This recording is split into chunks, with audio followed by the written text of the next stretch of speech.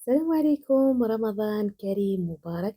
تقبل الله منا ومنكم الصيام والقيام وصالح الأعمال إن شاء الله. حمل حلو وشبح الصفرة من الأطباق الجزائرية التقليدية اللي لازم تكون حاضرة يوميا على الطاولة الرمضانية. واليوم إن شاء الله راح نشارك معكم الوصفة بكل تفاصيلها وبجميع أسرارها اللي تخلي المرقة تجي لامعة، لونها شفاف وبزاف بنينة. اللحم يجي طري زبدة وبزاف بنين.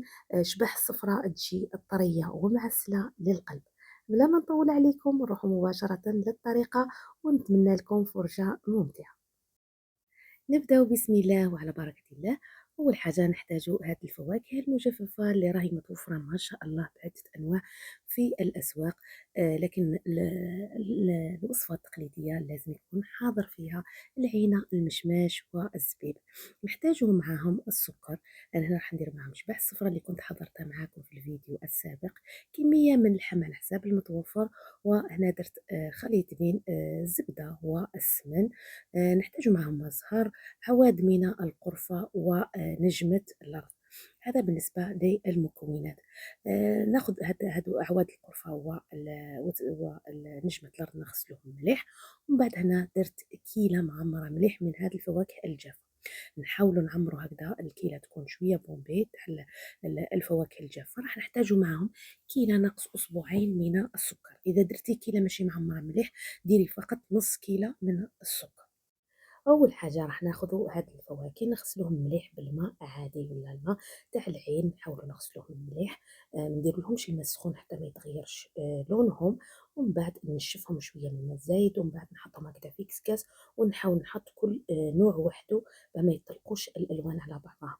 ومن بعد نحطهم يفوروا وما نغطيش عليهم حتى ما يطلقش البخار عليهم ويتغير لونهم.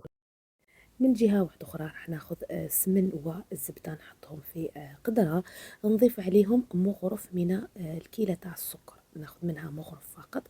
نحطهم على نار حتى يذوبوا تماما. ومن بعد راح نضيف عليهم كمية اللحم على حساب المتوفر. ونضيف عليهم أعواد القرفة اللي لازم نكونوا غسلناهم مليح مع نجمة الأرض نكونوا غسلناها مليح. ونخليهم يتقلاو على نار متوسطة حتى ياخذ اللون من كل الجهات. نضيف هنا رشة من الملح اللي كنت نسيتها في البداية.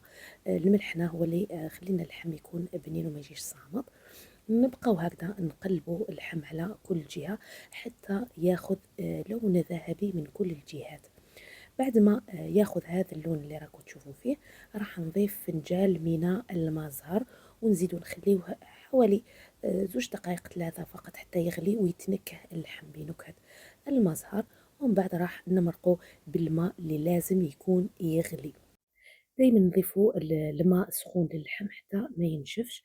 نغطيوه عليه ونخليه حتى يطيب تماما. ممكن تستعملي الكوكوط لتسريع العملية. راح تخليه حتى يطيب اللحم تماما. ومن بعد نحيو اللحم من المرق وراح نصفيوه.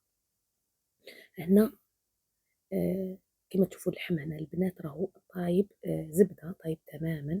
راح نحيوه ومباشرة راح نغطيوه حتى ما يكحلناش. دايما اللحم ولا الدجاج في اي مرق مهما كان كي تحبي تنحيه من المرقه تغطيه هكذا بلاستيك غذائي وراح يبقى محافظ على لونه ما يتغيرش. وهذه الفواكه بعد ما فارت نحيتها وغطيتها بلاستيك غذائي. هنا المرقة صفيتها للمرة الأولى. ومن بعد نخليوها ترتاح حوالي 10 دقائق. ومن بعد نعاودو نصفيوها للمرة الثانية لأنه دايما كما نعرفوا المرقة تاع اللحم راح تدير شوية شوائب لتحت. هنا حطيت الكومبريس في صفاية ونزيد نصفيها للمرة الثانية. وهذا السر اللي يخلي المرقة تاع اللحم الحلو ولا تاع شبح الصفراء تجيكم صافية. هنا كما تشوفوا انا صفيتها المرة الأولى وكما تشوفوا راح هذا اللي قلت لكم عليه البنات. كي نخليوها تقعد شوية ترتاح راح يهبط كل الشوائب هذيك اللي في اللحم ولا في المرقة راح تهبط. ونحاول هكذا نتخلص منهم ما نكملش نصفي كل الكمية. هنا بعد ما صفيته راح ناخذ 2 كيلات من المرقة. بالنسبة للمرقة هنا درت كمية مليحة لأني راح ندير نفس هذه المرقة راح نديرو بها شباح الصفرة. إذا ما راحش ديري كمية كبيرة تاع أشباح صفرا يمكن تخلطيهم مع بعض. هنا راح نضيف كيلة ناقص أسبوعين من السكر، نرجع هذيك القرفة بعد ما غسلتها مليح مع نجمة الأرض، ونعاود نرجعهم على نار متوسطة يطيب. هنا بالنسبة للأشباح الصفراء راح ندير كيف كيف كيلة معمرة مليح كيما تشوفوا من الأشباح الصفراء، راح ندير معاها نفس الطريقة 2 كيلات من المرق، وهنا راح ندير معاهم نص كيلة من السكر. هكذا ناخد نص كيلة فقط، نضيف معاهم عود تاع القرفة ونخليهم يطيبوا على نار متوسطة حتى يلحقوا لهذا القوام كيما تمسيهم. شوفي كيما تمسيهم هكذا تحسي هذيك المرقة اللزجة بين يديك وتحسي باللي ولات شوية عقدت.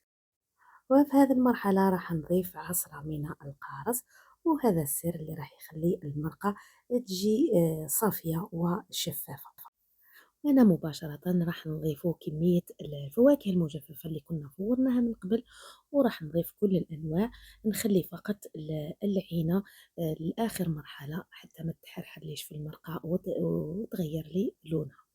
يمكن تضيفوا في هذه المرحلة مع المرق شباح الصفراء إذا ما كنتوش راح تديروه في مرقة واحدة، أنا راح نديروه وحده. نخليو العينة واللحم المرحلة الأخيرة. وهنا ضفت مغرف من العسل، أنا هنا استعملت عسل حرة، يمكن تستعملي فقط عسيلة، وهذا السر الثاني اللي يخلي المرقة تجي صافية ولونها بزاف هايل وشفاف. ومباشرة نحطوا القدرة تطيب على نار متوسطة بلا ما نغطيوها، وفي هذه المرحلة ما نستعملوش المغرف نهائيا حتى نحافظوا على شكل الفواكه المجففة. نرجعوا لأشباح الصفراء، راح نضيف كمية أشباح للمرق، ومباشرة راح نحطوها على نار دائما تكون متوسطة، نخليهم يغليو. وكيف كيف ما نحركوهاش نهائيا، نستعملوش المغرف نهائيا البنات في هذه المرحلة، نخليوهم هكذا على النار، وكي تحبي تحركيهم فقط تزعزعي القدرة ديالك فقط. الحاجة الثانية البنات سواء للحم الحلو ولا الشبع الصفراء ما نغطيوش عليه على القدرة، نخليوها هكذا طيب وهي مفتوحة. بعد ما تشوفي هذاك الصوص بدات تبقبق ولونها لامع، راح نضيف العينة ونعاود نرجع هذاك اللحم، ودايما ما نحركوش نهائيا القدرة، فقط نزعزعوها ونخليوها هكذا مفتوحة ما نغطيوهاش. هنا كما تشوفوا اشباح الصفراء هي تبان طابت تماما، راح ناخذ حبه نمسوها راح تصيبيها طايبه زبده. شوفوا ما شاء الله راهي طايبه زبده، سواء هذه تاع الجوز ولا تاع اللوز كيف كيف طاب زبده. في هذه المرحله راح نضيف كميه من المزهر، نخلي هذاك المزهر ياخذ غلوه فقط ونطفي عليه. كيف كيف بالنسبه للحم الحلو راهو طاب، نضيفوا له كميه من المزهر ولا ما ورد على حساب المتوفر، نخليوه ياخذ غلوة فقط ونطفيو له مباشرة.